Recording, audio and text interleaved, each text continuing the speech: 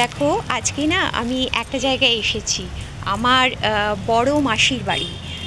আমি বড় মাসিকে মণিমা বলি আর মেশোকে মেশো বাবা বলি।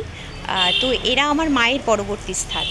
মায়ের পরে যদি কেউ থেকে থাকে তো আমার এই মাসি। তো এই বাড়ির সঙ্গে আমার অনেক স্মৃতি জড়িয়ে আছে। অনেক দিন পরে এলাম, তোমাদের একটু দেখাই। মানে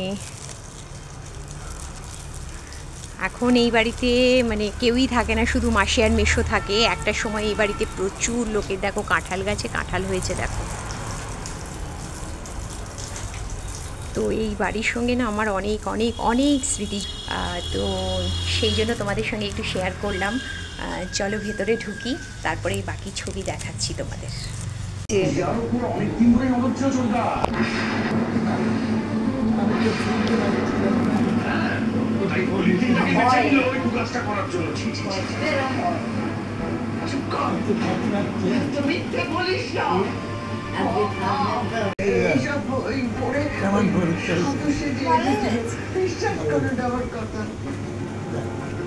আমাকে চিনছে?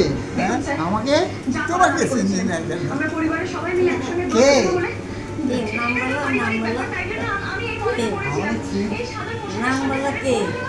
কে বলো দেখি এটা কোনটা? এটাই বলবে যে সরোজ আসছে। নাম বলো, তাহলে নাম ভুলে গেছে।